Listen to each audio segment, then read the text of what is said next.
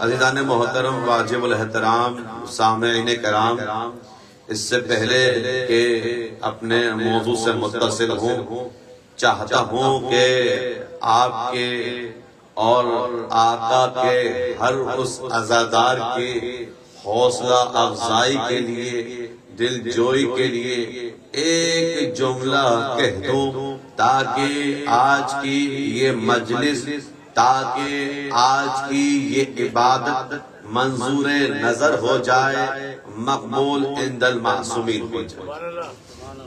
دیکھیے آپ جمع ہوئے ہیں، فرش عزا کی زینت بنے ہوئے ہیں، جملے پر غور کیجئے گا، لطف لیجئے گا، اور پہنچ جائے جملہ تو دعاؤں سے نواز دیجئے گا۔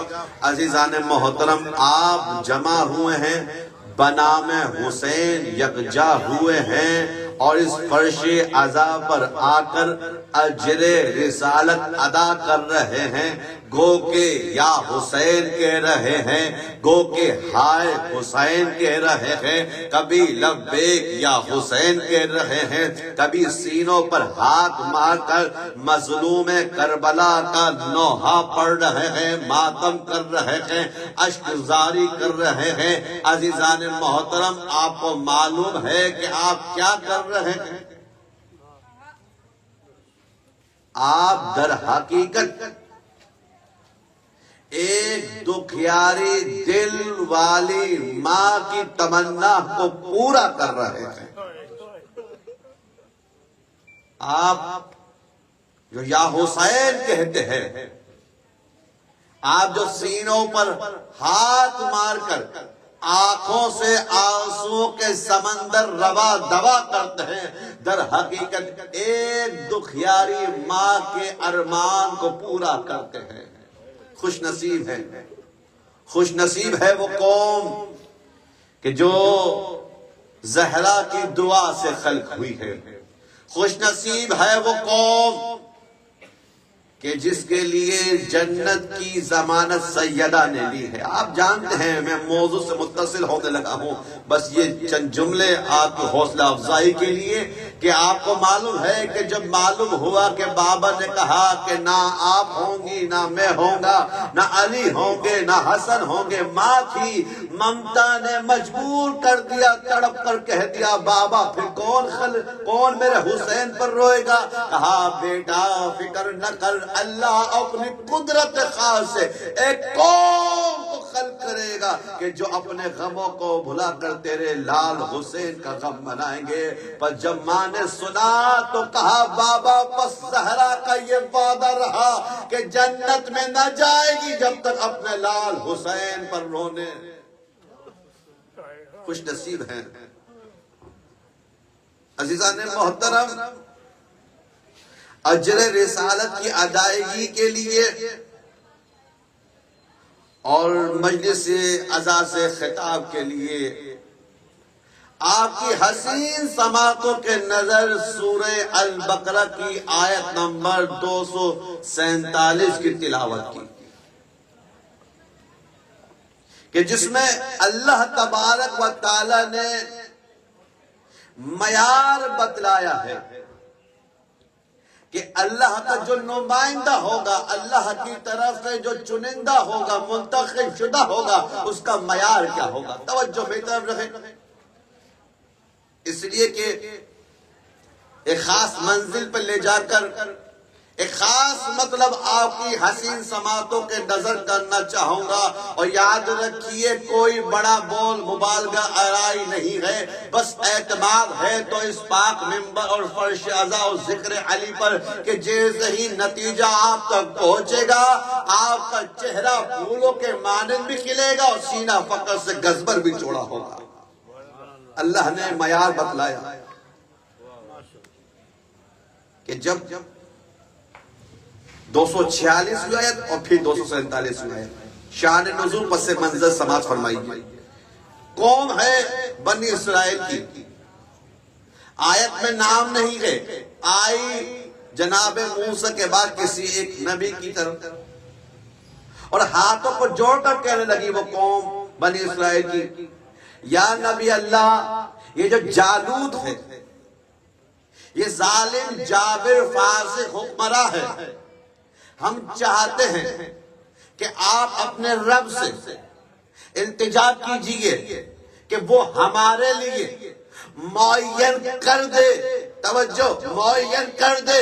آپ اپنے رب سے التجا کیجئے، درخواست کیجئے، دعا مانگیے، وہ منتخب کر دے ہمارے لیے کوئی ایسا رہنما کہ جس کے ساتھ ہم جالوت کا مقابلہ کر سکیں. یہ اس کا پس منظر ہے. 247 میں اللہ نے شاہد مثال پوری آیت کی تلاوت نے کی. اللہ تبارک و تعالیٰ نے ارشاد فرمایا کہ اللہ نے تمہارے لیے مشکل کشائی کے لیے طالوت کو چنا ہے جالوت کے مقابلے میں. کیوں چنا ہے؟ اللہ نے کہا ان اللہ اصطفیٰ علیکم، اللہ نے چنا ہے طالوت کو جالوت کے مقابلے میں. کیوں؟ اس لیے کہ طالوت میں دو چیزیں تھیں، اور صرف طالوت کے اندر نہیں بلکہ جو بھی نمائندہ خدا ہوگا جس دور میں ہوگا اس کے اندر یہ دو چیزیں ہوں گی. وہ دو چیزیں کیا ہیں؟ کہا فَازْدَادَهُ بَسْطَةً فِي الْعِلْمِ وَالْجِسْمِ. اللہ نے طالوت کو چنا جالوت کے مقابلے میں. اللہ نے طالوت کو نمائندہ بنایا قوم بنی اسرائیل کے لیے. کیوں؟ دو چیزیں تھی. توجہ میری طرف رکھے. دو چیزیں تھی، یعنی نمائندہ خدا میں دو چیزیں ہوں گی، ایک علم، دوسرا جسم. جسم کا تعلق ظاہر سے، علم کا تعلق باطن سے. یعنی اللہ بتلانا یہ چاہ رہا ہے جسے ہم چنیں گے وہ ظاہری اعتبار سے بھی لاجواب ہوگا، جسے ہم چنیں گے وہ باطنی اعتبار سے بھی لاجواب ہوگا. اب 246 آیتیں چند جملے ہیں تمیدن سماعت فرمائیے کہ انشاءاللہ صلح موضوع میں داخل ہوں گا. اب قوم بھپر گئی. قرآن پڑھ رہا ہوں سورہ بقرہ 246 اور 247 آیت. قوم کے تیور بگڑ گئے. وہی قوم جو نبی کے پاس آ کر کہہ رہی تھی بچا لیجئے، جالوت کے ظلم سے بچا لیجئے. جب طالوت کا انتخاب ہو گیا وہی قوم آ گئی. یہ کیا ہوا بھائی؟ کیا ہوا؟ اللہ نے طالوت کو کیوں چنا؟ کہا کیوں کیا ہوا؟ کہا اس لیے طالوت کے پاس مال دنیا میں سب کچھ بھی نہیں ہے. طالوت ہے غریب، تنگ دست. مال دنیا آیت پڑھ رہا ہوں، مال دنیا میں سے طالوت کے پاس کچھ نہیں ہے. عزیزان محترم، مجلس کی ابتدا ہو گئی. پہلا مطلب رئیسی مطلب سماعت فرمائیے، یہی سے سمجھے سورہ البقرہ دوسرا سورہ موجودہ ترتیب کے اعتبار سے 246 اور 247 آیت سے سمجھے کہ دو نظریہ ہے. ایک نظریہ ہے اللہ کا، ایک نظریہ ہے دنیا والوں کا. اللہ جسے چنتا ہے اس کے اندر دو چیزیں رکھتا ہے، ایک علم کو رکھتا ہے، ایک جسمانی اعتبار سے مضبوطیت کرتا ہے. لیکن دنیا والے جسے چنتے ہیں وہ اس لیے چنتے ہیں کہ وہ مالدار ہوتا ہے. میرے ساتھ سفر کیجئے، آپ کو ایک خاص مقام پر لے جا کر مطلب ہدیہ کرنے لگا ہوں. ہم سمجھے، یہی سے سمجھے کہ اللہ جب چنتا ہے تو مال کو معیار. اب ہاتھ کو جوڑ کر چلے سوال کرتے ہیں بارگاہ عزت میں پالنے والے کیا ہو جاتا؟ جہاں تو نے اپنے نمائندے کے لیے، اپنے حجت کے لیے علم کو معیار دیا، جسم کو معیار قرار دیا، مال کو بھی قرار دے دیتا، کیا ہو جاتا؟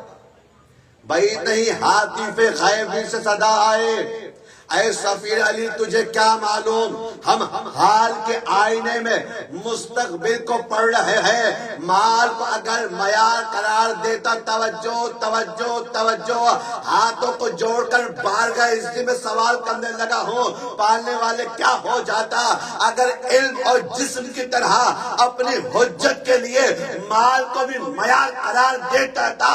کیا ہو جاتا؟ بھائی نہیں، آواز آئے تجھے کیا معلوم. اس لیے کہ اگر مال مال کو معیار قرار دیتا، مال پر قبضہ ہو سکتا تھا، مال پر ڈاکہ پڑ سکتا تھا، لیکن میں نے چاہا اپنے نمائندے کے لیے وہ چیز معیار قرار دوں جس پر نہ ڈاکہ ہو سکتا ہے نہ چوری ہو سکتی ہے، وہ علم ہے۔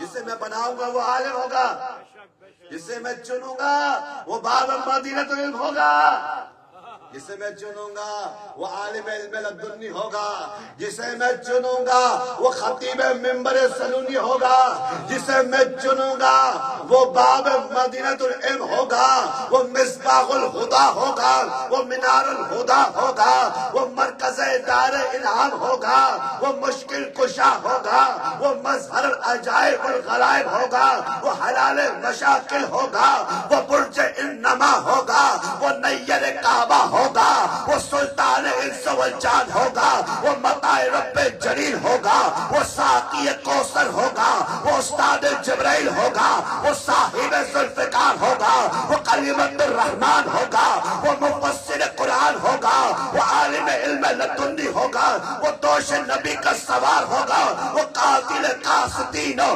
مارکین و وارکین و ناقصین ہوگا، جسے میں چنوں گا وہ ہوگا جو ید اللہ بھی ہوگا، عین اللہ بھی ہوگا، جنب اللہ بھی ہوگا، لسان اللہ بھی ہوگا، قائد الغر المحجلین بھی ہوگا، امام المتقین بھی ہوگا، یاسب المسلمین بھی ہوگا، جسے میں چنوں گا وہ ہوگا۔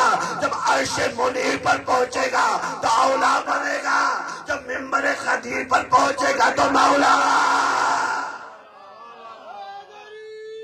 یا اللہ، جسے میں چنوں گا تو معیار علم کو قرار دیا۔ اب یہاں پر جملہ سماعت فرمائیے، کیا ہے یہ علم؟ موضوع آج کی تقریر کا، بلکہ یوں سن لیجیے آج کی تاریخی تقریر کا موضوع علم، عالم اور نظام ہدایت ہے۔ کتاب اصول کافی پہلی جلد دوسرا باب فضل علم، وہاں سے مطلب حدیث نقل کرنے لگا ہوں۔ علم کو سمجھیے تو عالم سمجھ میں آئے گا، عالم کو سمجھیں گے تو نظام ہدایت سمجھ میں آئے گا، جب نظام ہدایت سمجھ میں آئے گا تو محبت سمجھ میں آئے گی، جب محبت سمجھ میں آئے گی آشنائی سمجھ میں آئے گی، جب آشنائی سمجھ میں آئے گی تو اسلام سمجھ میں آئے گا، جب اسلام سمجھ میں آئے گا تو ایمان سمجھ میں آئے گا، جب ایمان سمجھ میں آ جائے گا تو پھر کفر کے نعرے نہیں ہوں گے، رافضی کے تانے نہیں ہوں گے، خودکش بمبار نہیں ہوں گے، برقع پہن کر مسجدوں سے فرار۔ علم کو سمجھیے، عالم سمجھیں گے، عالم سمجھیں گے نظام ہدایت سمجھیں گے، نظام ہدایت سمجھیں گے تو پھر مولا حسین کو سمجھیں گے، مولا حسین کو سمجھیں گے تو ان آنسوں کی قدر کو سمجھیں گے، ان آنسوں کی قدر کو سمجھیں گے تو رومال سیدہ کو سمجھیں گے، رومال سیدہ کو سمجھیں گے، جزائے سیدہ کو سمجھیں گے، جزائے سیدہ کو سمجھیں گے تو جنت کو سمجھیں گے۔ چھٹے امام امام جعفر صادق علیہ السلام، اللہم صلی اللہ محمد وآل محمد۔ فرمایا میرے مولا نے، عبادت العالم، عالم کی عبادت کیا ہے؟ افضل من عبادت عابد، عالم کی عبادت، علم والے کی عبادت، صاحب علم کی عبادت افضل ہے عابد سے۔ عابد کہتے ہیں عبادت گزار کو۔ من عابد 70,000 سنہ، 70,000 سال کی عبادت اس سے۔ توجہ پھر سنیے، فرمان معصوم ہے، کلام امام ہے، اس کا کلام ہے جس کے لیے کہا جاتا ہے کلام الامام، امام الکلام۔ عالم کی عبادت عابد کی عبادت سے افضل ہے، افضل ہے، افضل ہے۔ 70,000 سال کی عبادت اس سے افضل ہے، یعنی عابد عبادت کرے 70,000 سال، برابر ہے عالم کی ایک عبادت کے، یعنی عالم کی ایک نماز برابر ہے عابد کی 70,000 سال کی نمازوں سے، عبادتوں سے۔ کیوں؟ یہ تفریق کیوں؟ یہ اجر و ثواب میں فرق کیوں؟ خالق ایک ہی ہے، توجہ توجہ توجہ، خالق ایک ہی ہے، عادل ہے، یہ فرق کیوں؟ بھئی یہ ہے روایت۔ اب سنیے درایت۔ 8ویں امام علی رضا علیہ السلام،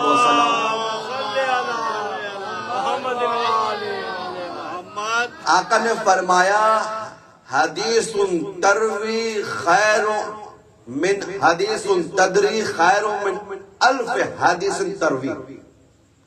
امام نے فرمایا ایک حدیث کو جان لینا، سمجھ لینا بہتر ہے ان 1000 حدیثوں سے جنہیں تم پڑھ کر نکل جاتے ہو۔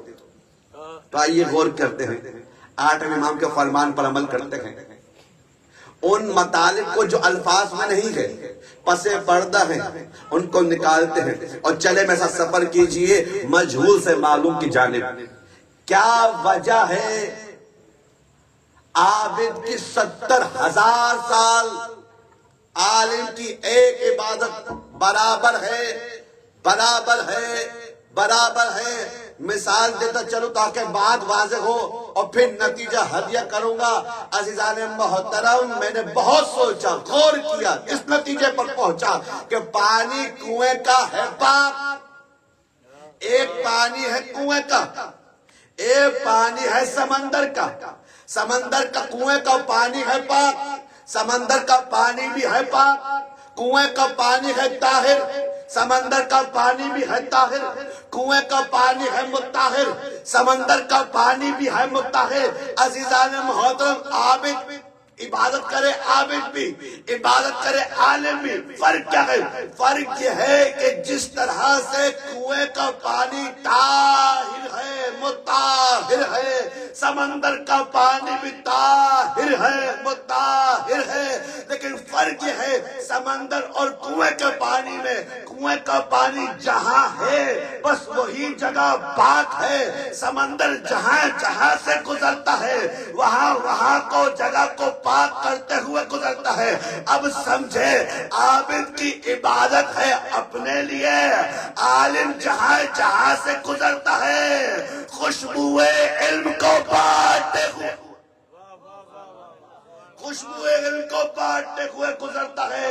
عزیزان محترم، ایک عام انسان، پھر سنیے نتیجہ سماعت فرمائیے، ایک عام انسان، ایک عام انسان، ایک عام انسان اگر صفت علم سے مالا مال ہو جائے، ایک عام انسان، ایک عام انسان، ایک عام انسان جو خاکی پیکر بھی ہے لیکن صاحب علم ہو جائے، اللہ اس کے مرتبے کو اتنا بلند کر دیتا ہے کہ اس کی ایک عبادت عابد کی 70,000 سال کی عبادت سے افضل ہے۔ کیوں؟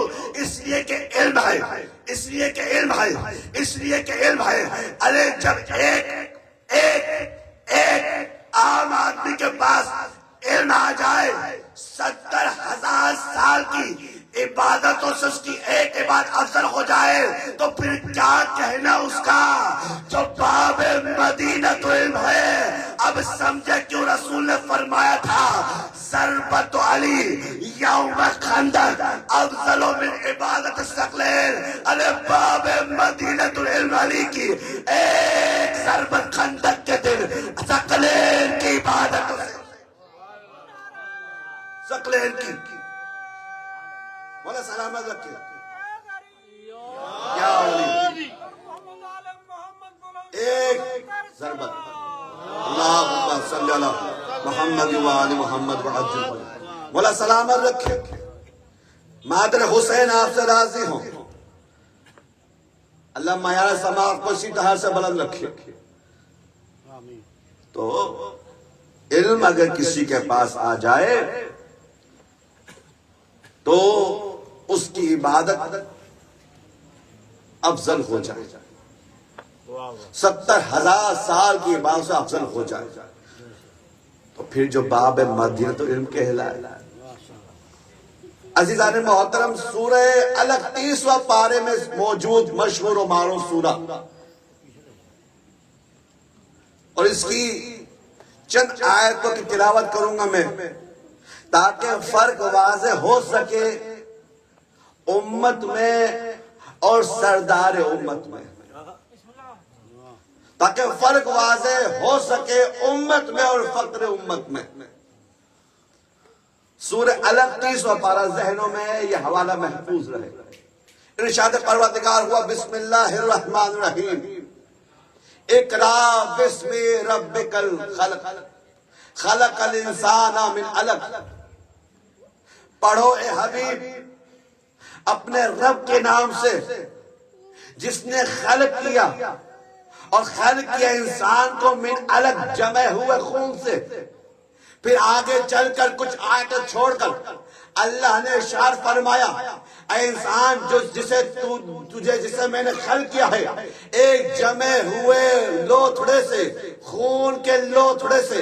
تیری اوقات یہ تھی جب تو شکم مادر سے باہر آیا تو جاہل تھا، لیکن اللہ نے اپنے لطف و احسان سے علم الانسان ما لم یعلم، وہ سب کچھ بتلا دیا، وہ سب کچھ سکھلا دیا جو وہ جانتا نہیں تھا۔ یعنی انسان خلق ہوا جمع ہوئے خون کے لوتھڑے سے، جاہل خلق ہوا۔ انسان جب خلق ہوا تو دو عیبوں کے ساتھ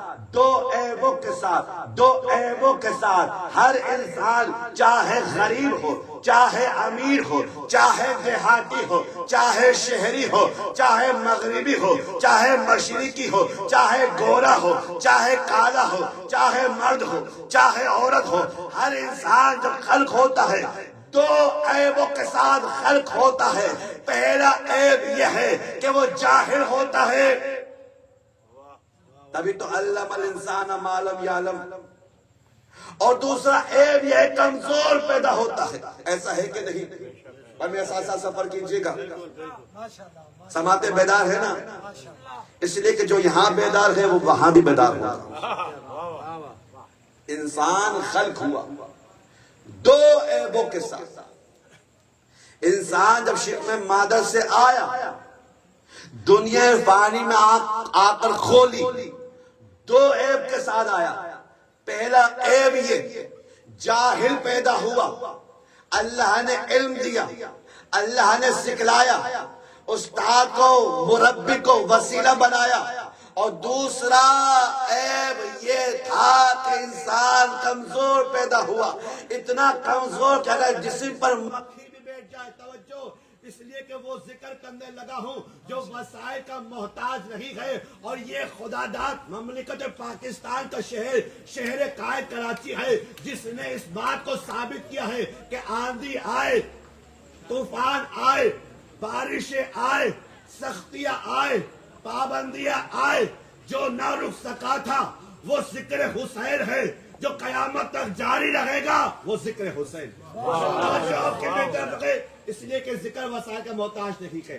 اللہ نے انسان کو خلق کیا دو عیبوں کے ساتھ۔ پھر سنیے، اللہ نے انسان کو خلق کیا دو عیبوں کے ساتھ۔ پہلا عیب یہ تھا انسان جو پیدا ہوا جاہل تھا، دوسرا عیب یہ تھا اللہ نے جب انسان کو خلق کیا تو کمزور تھا۔ یہ ہے انسان، یہ ہے انسان، یہ ہے انسان، اور یہی ہے امت۔ عزیزان محترم، یہی فرق ہے امت میں اور سردار امت میں، یہی فرق ہے امت میں اور فخر امت میں، یہی فرق ہے امت میں اور علی مرتضیٰ میں۔ امت جب پیدا ہوتی ہے جاہل پیدا ہوتی ہے، امت جب پیدا ہوتی ہے کمزور پیدا ہوتی ہے، لیکن جسے اللہ اپنے نور خاص سے پیدا کرتا ہے ایسا عالم پیدا کرتا ہے، آگوش رسالت میں آ کر کہتا ہے یا رسول اللہ کیا سنیں گے؟ توریت سناؤں، زبور سناؤں، انجیل سناؤں، یا وہ قرآن جو بھی نازل نہیں ہوا؟ اور ایسا طاقتور بنا کر پیدا کرتا ہے کہ حالت گہوارے میں ہو، کم سن ہو، نو مولود ہو، اور ازدے کے دو حصے کر دے۔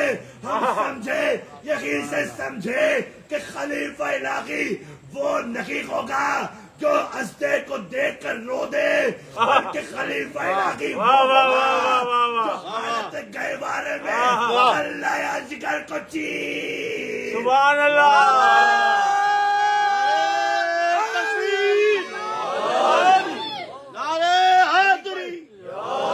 خلیفہ الہی وہ ہوگا، منتخب شدہ وہ ہوگا کہ جو حالت گہوارے میں کم سنی میں کلہ اجگر کو چیر دے. اور یہی علی ہے جسے اللہ نے چنا. 247ویں آیت سورہ بقرہ کا مصداق بنا کر چنا. علم بہترین، جسم لاجواب. اور ایک وقت آیا شہر کوفہ، علی منبر پر جلوہ فگن ہے اور خیرات علم تقسیم کر رہے ہیں. وہ علی جو یہ کہتے ہوئے نظر آتے کہ رسول خدا نے مجھے زبان چسا چسا کر اپنے دہن مبارک سے 1000 باب علم کے عطا کیے، میں علی اگر چاہوں تو 1000 باب مزید کھول دوں. وہ علی منبر پر جلوہ فگن تھا جو یہ کہتا ہوا نظر آیا. راوی عبداللہ ابن عباس حبر العلماء کہ جو یہ کہتے ہیں کہ میں نے سنا علی نے کہا اگر میں چاہوں تو فقط سورہ فاتحہ کی تفسیر اتنی کروں کہ ان کو 70 اونٹوں پہ لادا جائے.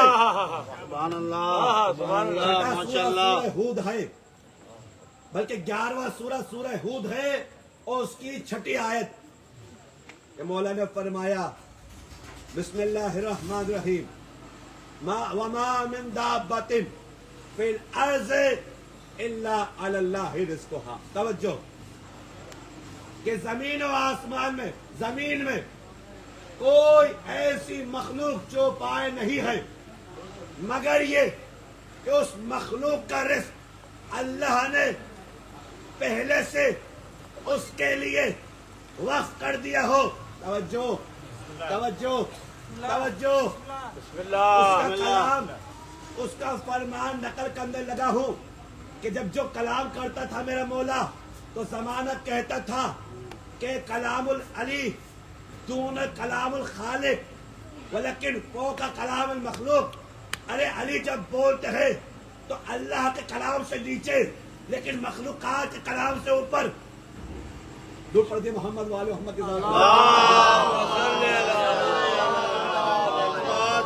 میرے مولا نے فرمایا وما من دابۃ فی الارض الا علی اللہ رزقها. کوئی مخلوق ایسی نہیں، وہ تو وہ ہے کہ وہ جگہ جہاں کوئی اپنا نہیں جا سکتا، وہ جگہ جہاں روشنی کا گزر نہیں تھا. بس جب بندہ شکم مادر میں تھا اللہ نے تب بھی اس کے لیے اس کا انتظام کیا. میرے مولا نے آیت کی تفسیر بیان کرنا شروع کی. میرے مولا نے فرمایا توجہ توجہ توجہ.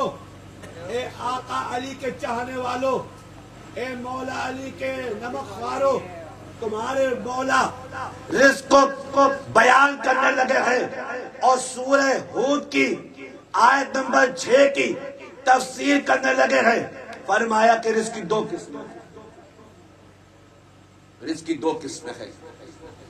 ایک وہ قسم جسے تم ڈھونڈتے ہو، تم تگو دو کرتے ہو، پسینوں میں شرابور ہوتے ہو تاکہ وہ رزق تم تک پہنچے. اور ایک قسم رزق کی وہ ہے کہ جو تمہارے پیچھے ہے، جو تمہیں مل کر رہے گا. اب میرے مولا نے یہ کہا، ایک نے دوسرے سے کہا آج دیکھنا نعوذ باللہ نقل کفر نہ باشد، آج دیکھو ایسا سوال کروں گا کہ نعوذ باللہ علی خاموش ہو جائے گی.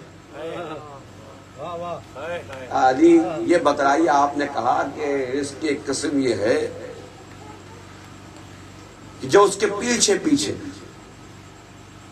انسان آگے آگے رزق پیچھے پیچھے، انسان جہاں جائے رزق پیچھے پیچھے جائے، اس کو وہ مل کر رہے گا. یا علی فرض کیجئے ایک بندہ ہے، فرض کیا ایک کمرہ ہے، فرض کیا. بندہ کمرے کے اندر ہے، فرض کیا. دروازہ بند ہے، فرض کیا. کھڑکیاں بند ہیں، فرض کیا. تمام سوراخ چھید بند کر دیے، فرض کیا. باہر پہرا بٹھا دیا، ہاتھ میں تلوار تھما دی، فرض کیا. یا علی اب بتلائیے، دروازہ بند ہے، باہر تلوار لیے بندہ بیٹھا گئے، کھڑکیاں بند ہے، چھید بند ہے، کمرے کے اندر ہے، رزق کیسے پہنچے گا؟ توجہ ہے. مولا سلامت رکھے، مولا آباد رکھے، مولا کوئی غم نہ دے سوائے غم حسین کے. یا علی یہ بتلائیے، آپ نے کہا کہ رزق ایک قسم یہ ہے کہ انسان کے پیچھے پیچھے آتا ہے. اب انسان ہے کمرے کے اندر، کمرہ ہے بند، باہر ہے پہرا، کھڑکیاں ہے بند، سوراخ ہے بند، ہر چیز ہے بند. باہر والا اندر نہیں آ سکتا، اندر والا باہر نہیں جا سکتا. رزق کیسے پہنچے گا؟ میرے مولا علی نے فرمایا، عالم علم لدنی نے فرمایا، خطیب منبر سلونے نے فرمایا، باب مدینۃ العلم نے فرمایا، وہاں کان وما یکون کے والے نے فرمایا، شے کی خلقت سے پہلے اس کے فنا کو جاننے والے علی ولی مولا نے فرمایا. یہ بتلا اگر اس بیچ میں موت آ جائے، کہا علی آ سکتی ہے، کہا بس فیصلہ ہو گیا، جہاں سے ملک الموت موت کا فرشتہ آئے گا، وہی سے رزق والا فرشتہ رزق کو لے کر آئے، وہی سے رزق والا. بس میرے دوستو، آقا کے عزاداروں، آخری جملے الوداع مطلب چھوڑ دیے تمام دیگر پہلوؤں کو. زندگی رہی تو پھر انشاءاللہ اس آیت کے ذیل میں گفتگو ہوگی. علی ولی مولا خیرات علم بانٹ رہے ہیں اور اپنے چاہنے والوں کو علم کی خوشبو دے رہے ہیں اور فرما رہے ہیں. کتاب نہج البلاغہ، خالط الناس مخالطا، اے اپنے سروں پر ولایت امیر المومنین کا تاج سجانے والے، اے اپنی جان کو ہتھیلی پر رکھ کر رافضی اور کافر کے تانے سہنے والوں، تمہارا علی مولا تمہیں کچھ بتلا رہا ہے. تمہارا مولا تمہیں کچھ سمجھا رہا ہے. خالط الناس مخالطا، آخری جملہ. لوگوں کے ساتھ اس طرح سے گھل مل کر رہو. ان عشتم حن الیکم، اگر زندہ رہو تمہاری زیارت کے مشتاق رہو. جملہ ہدیہ کر دوں، بات کو مزید کھول کر واضح کر دوں تاکہ مزید یہ چمکتے ہوئے چہرے دھمکنے لگے اور آقا کی عظمت کو سلام کرنے لگے اور اپنا سینہ چوڑا کر کر کہے، کون ہے مجھ جیسا مثل فطرس، کون ہے مجھ جیسا کہ جس کا آقا دنیا اور آخرت میں علی ہے. ان عشتم حن علیکم، یعنی مولا بتلانا یہ چاہ رہے ہیں کہ جب تم نے ولایت امیر المؤمنین کا تاج اپنے سروں پر سجا لیا، علی کی محبت کو دل میں جگہ دے دی، عشق علی کی محبت میں گرفتار ہو گئے، مزاج علی میں ڈھل گئے، محبت علی میں بڑے ہو گئے. خبردار خبردار، یاد رکھو یہ تمہارے مولا کی نصیحت ہے یا وصیت سمجھو کہ لوگوں میں اس طرح سے اخلاق کے ساتھ گھل مل کر رہو کہ تمہارا قول، تمہارا فعل، شعر، تمہاری گفتار، تمہاری رفتار، تمہاری چال، تمہاری چلن، تمہاری فکر، تمہارے افکار، تمہارا لین دین، یہ بتلائے زمانے والوں کو کہ تم علی والے ہو، علی والے ہو، علی والے ہو۔ اور زمانے والے تمہیں دیکھ کر یہ کہنے پر مجبور ہو جائے، ارے جب یہ ایسا ہے تو اس کا امام کیسا ہو؟ وَإِن مِتُّمْ، اور اگر تم خدا نخواستہ مر جاؤ، بقوا علیکم، تو تم پر گریہ کرے۔ یہ ہے صاحب علم جسے اللہ چنتا ہے، جسے اللہ منتخب کرتا ہے، اور یہی تو وہ علی کہ عصر عاشور جب چھوٹی شہزادی کے دامن میں آگ لگی۔ میں نے تو کچھ کہا بھی نہیں، آپ کی آہ کی صدا بلند ہوئی، آپ کی آہ کی صدا بلند ہوئی، شہزادی دو جہاں آپ سے راضی ہوئی۔ اللہ آنکھوں سے نکلنے والے ان موتیوں کو رومال سید ہمیں جگہ عطا کرے، اس لیے کہ جانتے ہو نا یہ جو آنکھ سے آنسو نکلتے ہیں، یہ جو اشک حسینی ہیں، یہ تمہارے مولا حسین کے زخموں کا مرہم ہے۔ ابھی حمید بن مسلم ہے، کہتا ہے میں نے دیکھا ایک کم سن بچی جس کے دامن میں آگ لگی ہوئی، کبھی اس جانب دوڑتی کبھی اس سمت کو دوڑتی۔ میں قریب آ کر کہنے لگا بچی کدھر کو جانا چاہتی ہے؟ وہ شہزادی کہنے لگی اے اجنبی اگر احسان کرنا چاہتا ہے مجھے نجف کا پتہ بتلا دے۔ حمید کہتا ہے میں نے سوال کیا بچی نجف تو بہت دور ہے، وہاں جا کر کیا کرے گی؟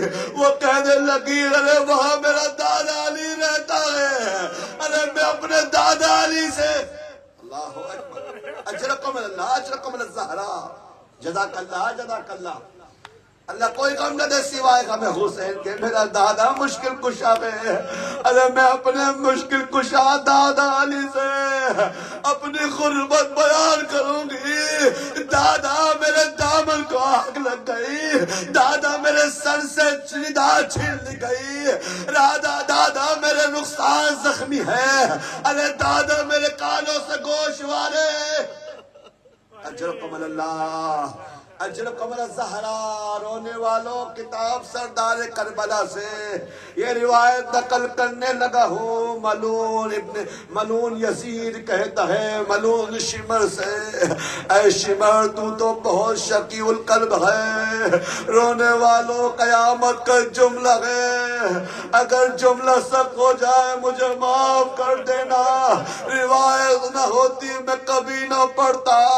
ملون یزید نے ملون شمر سے کہا اے شمر تو بہت شقی القلب ہے، تو نے تو کربلا میں مصیبتوں کے پہاڑ ڈھائے ہیں، لیکن شمر یہ بتلا کہ کربلا میں کوئی ایسا بھی وقت آیا ارے جب تیرا دل نرم ہونے لگا، ارے تجھ سے وہ منظر نہ دیکھا جاتا۔ رونے والوں رونے کے لیے ہی جملہ کافی ہے کہ ملون نے کہا ہاں امیر ایک وقت ایسا آیا صاحبان اولاد موجود ہے، میں بھی صاحب اولاد ہوں، آج حسین کی اولاد، آج جو تعویذ حسین، آج جو دعائے حسین سکینہ کی مصیبت پر روئے گا وہ قیامت تک کبھی اپنی اولاد کا ماتم نہ کرے گا۔ ملون کہتا ہے ہاں میں نے دیکھا عصر عاشور تھا، حسین زخموں سے چور تھا، حسین کے تمام ساتھی مارے گئے، حسین کا اکبر نہ رہا، حسین کا قاسم پامال ہو گیا، حسین کے عباس کے بازو قطع ہو گئے، حسین نے اپنے لال علی اصغر کی ننھی سی گردن سے تیر جفا کو کھینچ لیا۔ اب وقت آخر تھا، حسین تھا سر کو جھکائے ہوئے ایک مرتبہ کہنے لگا الوداع الوداع اے سکینہ یہ وقت رخصت ہے تو میں اللہ کو سونپا ماتا۔ معلوم کہتا ہے امیر میں نے دور سے دیکھا حسین کا دیار خیر میں غربت کے عالم میں تپتے ہوئے صحرا میں 3 دن کے بھوک و پیاس کے عالم میں جیسے یہ کہانا الوداع خیام حسینی کا پردہ اٹھا ایک کم سن بچی ننھے ننھے قدموں کو بڑھاتے ہوئے حسین کے ابا کے دامن کو تھام کر کہنے لگی نیند آئے گی جب آپ کی بو پاؤں گی بابا، میں رات کو مقتل میں چلی آؤں گی بابا۔ عجیب امتحان حسینی تھا۔ حسین کی آواز تبدیل ہوئی، لرزتی ہوئی، کیا سن رہے کو ماتار؟ حسین نے کانپتی ہوئی آواز میں ایک مرتبہ کہا نکلتی نہیں سیدانیاں باہر، رات میں سلائیں گی تمہیں مادر۔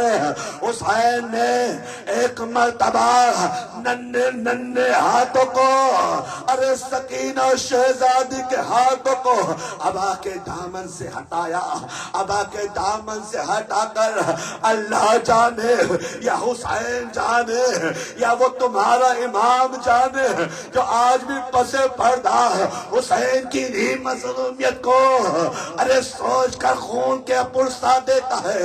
رونے والوں حسین نے سکینہ کے ننھے ننھے ہاتھوں کو تھاما، ابا کے دامن سے ہٹا کر کہا اے میری شہزادی تیرے بابا کے مقدر میں شہادت ہے، ارے تیرے مقدر میں یتیمہ۔ اللہ اکبر۔ آخری جملے الوداعی مراحل ہے، چھوڑ دے مصیبت کے تمام پہلوؤں کو، یہی حق ہے رونے کا، یہی حق ہے پرسہ پیش کرنے کا۔ اللہ کوئی غم نہ دے سوائے غم حسین کے۔ رونے والوں وقت وہ آیا کچھ دیر بعد جب سرخ آندیاں چلنے لگی، زمین کربلا کو زلزلہ آیا، بیٹی نے باپ کو نہ دیکھا، رہا نہ گیا، نشیب کے جانب دوڑی، پیروں سے زمین نکلی۔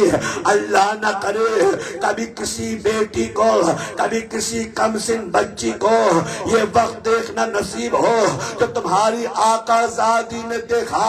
بچی کے پیروں سے زمین نکلی، باپ کے کٹے سر کو نوکے نیزہ پر بلند دیکھ کر کہا بابا، ہائے میرا بابا مارا گیا۔ ابھی مجلس کے بعد مسائب نوحہ پڑھا جائے گا، آپ ماتم کریں گے، آپ پرسہ پیش کریں گے، لیکن جانتے ہو حسین کے کٹے ہوئے سر کو دیکھ کر سکینہ نے کیا نوحہ پڑھا، اپنی غربت کا کیا نوحہ پڑھا؟ کہا بابا نیزے کی بلندی سے دے سکینہ کے سر پر ردا۔ اللہ اکبر۔ اللہ کوئی غم نہ دے سوائے ہمیں حسین کے۔ بابا ذرا سکینہ کو دیکھ نیزے کی بلندی سے، سکینہ کا رخسار زخمی ہے، سکینہ کے دامن میں آگ لگ چکی ہے۔ رونے والوں بچی نے عجیب بیٹھ پڑے۔ اے بچی نے کہا بابا بابا بابا مجھے یہ بتلا تیری سفید ریش کو کس لعین نے خون میں قذاب کر دیا؟ بابا یہ بتلا تو 3 دن کا پیاسا تھا، ارے جب ظالم کا کند خنجر تیری خشک رگوں کو کاٹ رہا تھا، ظالم نے پانی دیا یا مثل علی اصغر اجرکم اللہ اجرکم الزہرا۔ آخری جملے الوداعی منزل مصائب ہے۔ رونے والوں وقت گزرا، بچی اور باپ کا سفر شروع ہوا۔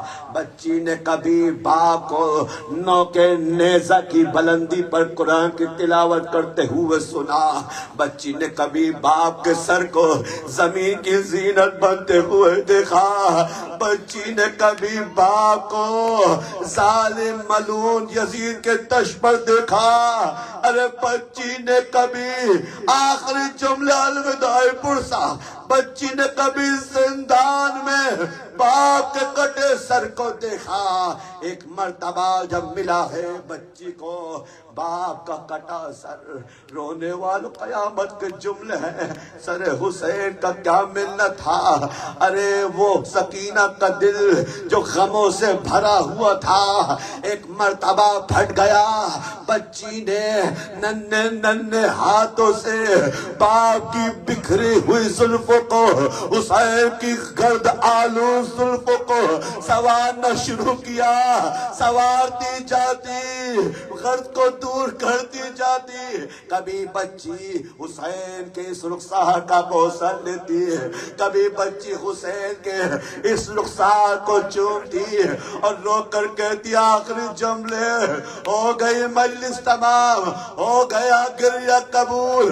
رونے والوں بچی نے عجیب قیامت کا جملہ کہا جسے سننے کے بعد ہر کوئی کہہ دی، ارے منہ پیٹ کر ماتم کرنے لگا، کہا بابا بابا ذرا سکینہ کو تو دیکھ میرے بابا، تجھے معلوم ہے کہ تیری سکینہ کو تیرے سینے پر نیند آتی تھی، لیکن سکینہ کا مقدر دیکھ بابا، ارے شام کے بچے نرم نرم بستر پر میرا بچھونا دیکھ بابا، بابا بابا بابا ذرا دیکھ تو صحیح، شام کے بچے نرم نرم تکیوں پر سر رکھ کر سوتے رہے، بابا تیری سکینہ ارے مٹی کا تکیہ بنا کر۔ بچی کی آواز تھم گئی، گریہ رک گیا۔ ایک مرتبہ شریکت الحسین زینب اولیاء نے کہا، اے میرے بھتیجے ارے ذرا میری امانت کو دے میرے بھائی حسین۔ آخری جملے، بیمار کربلا اٹھے، ہتھکڑی اور بیڑیوں کو تھامتے ہوئے اٹھے، ایک مرتبہ زخمی شان سکینہ پر ہاتھ رکھا، منہ کو پھیر کر کہا، اے پھوپھی اماں، انا للہ وَإِنَّا إِلَيْهِ رَاجِعُونَ۔ اے پھوپھی اماں سکینہ نہ رہی، ارے میری بہن کو آزادی مل گئی، ارے میرے سکینہ نہ رہی، الا لعنت اللہ علی قوم الظالمین، وَسَيَعْلَمُ الَّذِينَ ظَلَمُوا أَيَّ مُنْقَلَبٍ يَنْقَلِبُونَ۔ ماتم حسین، ماتم سکینہ۔ صلی اللہ علیہ وسلم۔